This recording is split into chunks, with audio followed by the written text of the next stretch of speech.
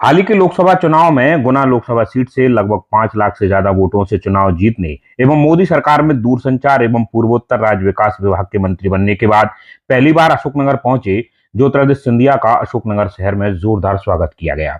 सिंधिया के यहां पहुंचने से पहले ही अशोकनगर शहर के प्रवेश द्वार पर से लेकर सभा स्थल तक शहर को पूरी तरह से सजाया गया था। सैकड़ों स्थानों पर सिंधिया के स्वागत के लिए स्वागत द्वार बनाए गए थे। अशोकनगर जिले के पीलीघटा गांव से ही सिंधिया के स्वागत का सिलसिला शुरू हो गया था। सबसे पहले सिंधिया का स्वागत साड़ौरा कस्बों में एक साथ कई स्थानों पर किया गया। अशोकनगर शहर के लगभग सभी नेताओं ने अलग अलग स्थानों पर सिंधिया के स्वागत के लिए तैयारी कर रखी थी।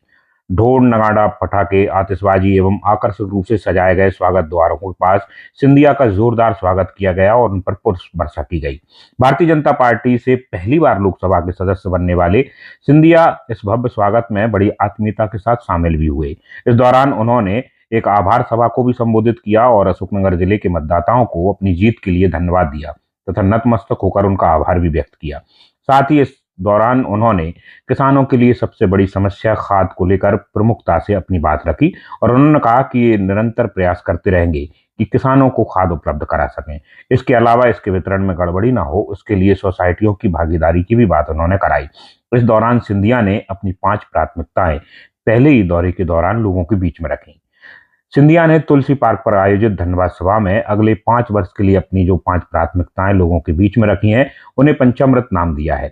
सबसे पहले उन्होंने जिले में चल रहे सभी तरह की माफियागिरी को खत्म करने की आश्वासन दिया है और उनका कहना है कि चाहे शक्कर का हो, राशन का हो, भू माफिया हो या किसी और दूसरे तरह की माफियागिरी हो, चुनाव से पहले ही वह इस बात पर अपनी राय रख चुके हैं और अब जो है 5 बड़ी चीजों में उसको सबसे पहले नंबर पर शामिल किया है। इसके अलावा सरकारी योजनाओं का सही तरह से क्रियान्वयन हो सके, इसकी निगरानी रखेंगे और इस मामले में उन्हें अपने आप को चौकीदार की भूमिका में लोगों को बताया। संसदीय क्षेत्र में अधोसंरचना विकास के लिए कार्य योजना तैयार करने की बात भी सिंधिया ने अपनी 5 बड़ी परियोजनाओं में कही। इसके अलावा संसदीय क्षेत्र के नौजवानों को उनकी क्षमता के अनुसार अवसर उपलब्ध कराने की भी प्रतिबद्धता इस दौरान रखी है। इसके अलावा गरीब, वंचित एवं शोषित वर्ग के लिए विकास हेतु एक रोड मैप तैयार करने का वचन भी लोगों के बीच सिंधिया ने दिया है। साथ ही उन्होंने कहा कि प्रधानमंत्री मोदी ने उन पर जो भरोसा जताया है उस पर खरा उतरने का वह प्रयास करेंगे। धन्यवाद सभा को संबोधित करते हुए केंद्रीय मंत्री ज्योतिरादित्य सिंधिया ने कहा कि देश के प्रधानमंत्री नरेंद्र मोदी ने उन पर जो विश्वास किया है और दूरसंचार विभाग के साथ पूर्वोत्तर राज्य विकास मंत्रालय की जो जिम्मेदारी उन्हें सौंपी है, वह प्रधानमंत्री के भरोसे को पूरा सही करने का प्रयास करेंगे। इस अवसर पर अपने विभाग की योजनाओं के बारे में बोलते हुए उन्होंने कहा कि अभी वह विभाग को समझ रहे हैं और कुछ ही दिनों में उसको लेकर कार्य योजना बनाकर लोगों के समक्ष रखेंगे। साथ ही उन्होंने कहा कि उनके विभाग के द्वारा गुना संसदीय क्षेत्र के 10 गांवों को 5G इंटेलिजेंस ग्राम घोषित किया है, जिसमें नई इंटरनेट तकनीक के साथ किसानों के लिए जरूरी चीजें उपलब्ध कराई जाएंगी। एक नई जंग की शुरुआत करनी है तो आज 5 प्राथमिकताएं आपके सामने मैं रखना चाहूंगा। मेरी पहली प्राथमिकता कि इस संसदीय क्षेत्र से जो चुनाव के समय भी मैंने अनुभव किया था, मेरी पहली प्राथमिकता रहेगी कि सारे माफियों का निपटारा हम इस क्षेत्र से करेंगे। सारे माफियाओं का निपटारा इस क्षेत्र से करेंगे। ना भू माफिया रहेगा, ना राशन का माफिया रहेगा, ना खाद का माफिया रहेगा। एक एक माफिया के पीछे आपका चौकीदार भागेगा और उसे क्षेत्र से भाग निकालेगा। अभी किसानों के लिए खाद की किल्लत रही थी। आज तक 27,000 मीट्रिक टन खाद गुना, अशोकनगर और शिवपुरी तक मैंने पहुंचाया है। खाद की कमी की सूचना मुझे पहुंची।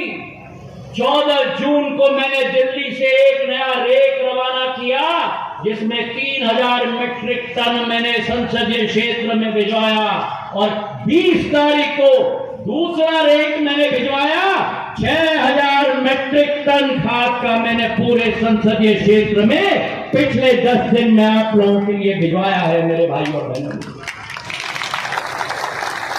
अरे चिंता मत करो, आपका चौकीदार है। 30 तारीख के पहले जो 27,000 मेट्रिक टन खाद पहुंच चुका है, 8,600 गुना में, 10,000 अशोकनगर में, 9,600 शिवपुरी में, उस 27,000 मेट्रिक टन में मैंने अपने 2 रेक भेजे हैं। 14 तारीख को और 20 तारीख को मेरे नड्डा साहब से बात हो चुकी है, जो खाद के मंत्री हैं। 30 तारीख के पहले एक अतिरिक्त रेक आ रहा है संसदीय क्षेत्र के लिए 3,000 मेट्रिक टन का, क्योंकि सब सोच रहे हैं कि कुछ और भी आ रहा है। 15 जुलाई तक 6,000 मेट्रिक टन की कमी है। एक रेक 30 जून के पहले आएगा और दूसरा रेक 5 जुलाई के पहले 3,000 मेट्रिक टन का मैं आपके लिए भिजवाऊंगा। चिंता मत करना मेरे भाइयों। तो पहली प्राथमिकता, और जो मैं सुन रहा था, खाद में भी माफिया चल रही थी पूरे संसदीय क्षेत्र में, उस माफिया को भी समाप्त कर दिया है। और तीनों कलेक्टरों को मैंने कहा है कि केवल सोसाइटी से खाद का वितरण होगा मेरे भाई और बहनों। कोई और चैनल नहीं होगा, ना इधर का चैनल, ना इधर का चैनल, कोई चैनल नहीं होगा। केवल एक चैनल होगा, वो सोसाइटी के माध्यम से मेरे अन्नदाताओं को खाद दिया जाएगा मेरे भाई और बहन। पहली प्राथमिकता माफिया का निपटारा। दूसरी प्राथमिकता, भारत सरकार और मोहन यादव जी की एक एक योजनाएं आखिरी लाभार्थी तक मिल पाए। तीसरी प्राथमिकता कि जो भी अधोसंरचना की कमी है हमारे क्षेत्र में पिछले 5-6 वर्षों में, सारी अधोसंरचना की कमियों को समाप्त करना मेरी जिम्मेदारी होगी मेरे भाई और बहनों। चाहे सड़क हो, चाहे रेल हो, आप मांग करते जाओ, आपका ये इंजन का डब्बा चुग चुग चुग करके आपका काम करता जाएगा मेरे भाई और बहनों। चौथी प्राथमिकता,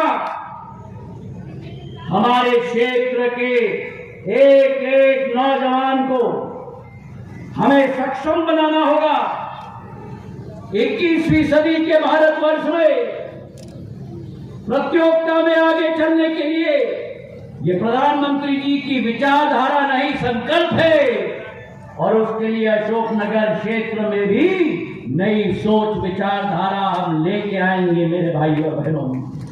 और आखिरी मेरी प्राथमिकता, 5वीं प्राथमिकता, गरीब, शोषित, वंचित, पीड़ित, दलित, आदिवासी वर्ग के लिए विकास और प्रगति का रोड मैप मैं बनाऊंगा मेरे समाज के लिए मेरे भाई और बहनों। ये मेरे पंचामृत है, ये मेरे पांच प्राथमिकता हैं जो इस क्षेत्र के लिए मैंने धारण किया है। और जो विभाग प्रधानमंत्री जी के आशीर्वाद से दूरसंचार विभाग और उत्तर पूर्वी राज्यों का विकास का विभाग जो मुझे दिया गया है, मैं आपको विश्वास दिलाता हूं कि अब ये डब्बे की बात मैं बहुत करता था, अब ये डब्बे की जिम्मेदारी मुझे मिल रही है। और उसकी शुरुआत के लिए 5G की इंटेलिजेंट विलेज मैंने 10 गांव पूरे देश में रेखांकित किए हैं। ये डब्बा केवल शहर में नहीं चलना चाहिए, ये डब्बा मेरे गांव के किसान के लिए चलना चाहिए।